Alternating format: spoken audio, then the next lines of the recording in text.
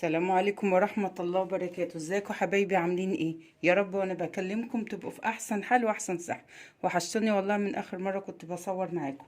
النهاردة هنعمل لكم بقى صينية السردين دي. والله جميلة قوي، مش بشكر في نفسي. طبعا اهو احنا منضفين اهو. الموزة الصغيرة دي جميلة قوي، بتبقى احلى كمان من الكبيرة. عاملين لها توم وفلفل اهو. هحشيها بس وارجع اوريكم احنا بنعمل ايه تاني. بصوا، حبيت اوريكم حاجة يعني اهو. حطيت التومه في الصينيه كده على طول، وبحشيها كده واحط على طول برضو. يعني معلومه اهو، بدل ما اجيب اطباق تاني. كده يا حبايبي، يا دوبك بس دي بتشيلي منها بس الراس كده، بتروحي ايه البطن بتاعتها ايه طالعه كمان. هخلص وارجع اوريكم بقى. شايفين كده يا حبايبي المنظر ده كده اهو. حشيناه اهو. وانا بحب احط التوم بقى. ممكن تقولوا لي طب ما كنت حطيت التوم في الخلطه وخلاص. لا، انا بحب احط في كل واحده كده التوم بتاعها. نشوف بقى هنعمل ايه مع بعض تاني بقى. هتجيبي بقى بصلايه حلوه كده اهي. نشيل بس اللي عليها دي كده يا حبايبي اهو. بصلايه اهي، بصي اهي. قطعيها بقى كده اهو. هنعمل طبعا قوطه وفلفل. هنبتدي بقى نحط شطه، فلفل اسمر، كمون، التوابل بقى اللي انت بتحبيها. طبعا الكمون بيحب السمك، الكمون بيحب السمك، السمك بيحب الكمون اهو.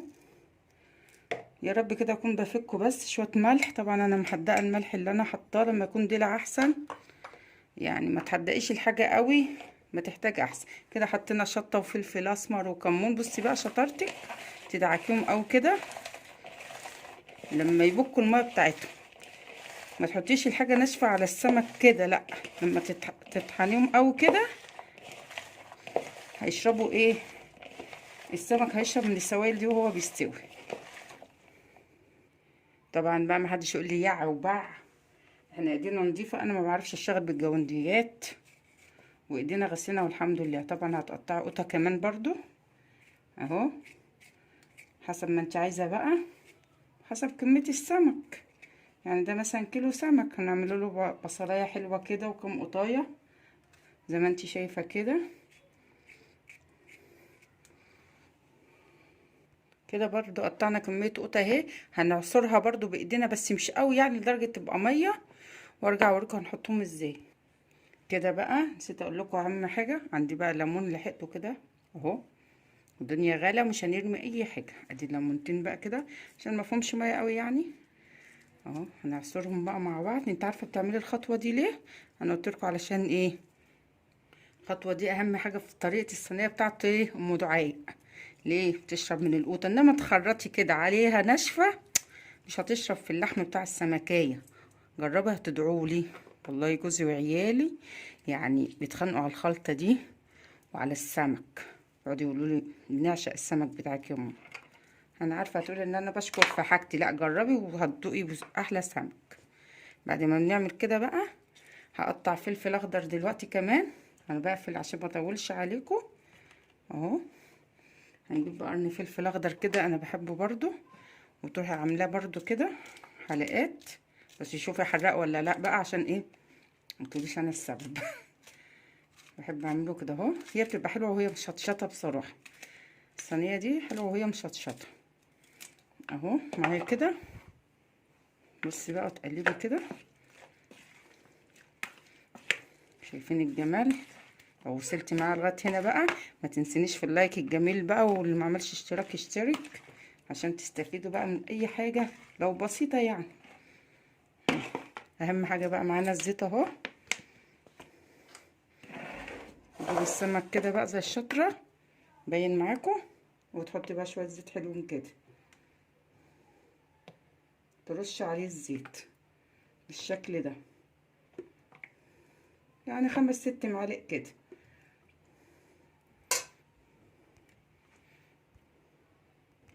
كده يا حبايبي بعد ما رشينا الزيت والخلطه بتاعتنا اهي، تبتدي بقى تحطي ايه عليها كده. التسويه تبقى ازاي بقى؟ هتحطيها تحت خالص على الصاجه من تحت اهي.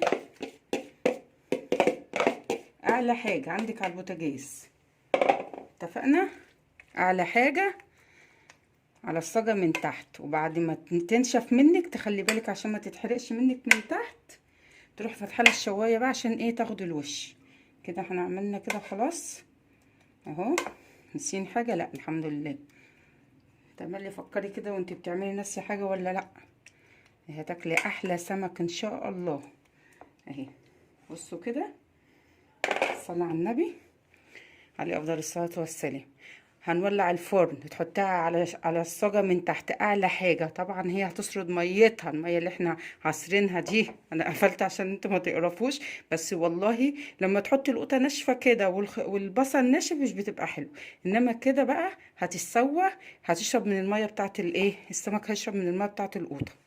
بعد ما تتشرب عشان ما اطولش عليكم، طبعا انت هتفتحي هتلاقي الشربت تراقبيها في الفرن، هتطفي وتحطها في تحت الشوايه، ونروح في التقديم بقى، نرجع لكم في التقديم. يلا كده حبايبي، بعد ما طلعناه من الفرن سيبناه طبعا لما نشف تحت على الصاجه خالص، بعدين بتفتحي عليه الشوايه. شايفين بقى الجمال؟ هطلع لكم كده واحده، شايفين؟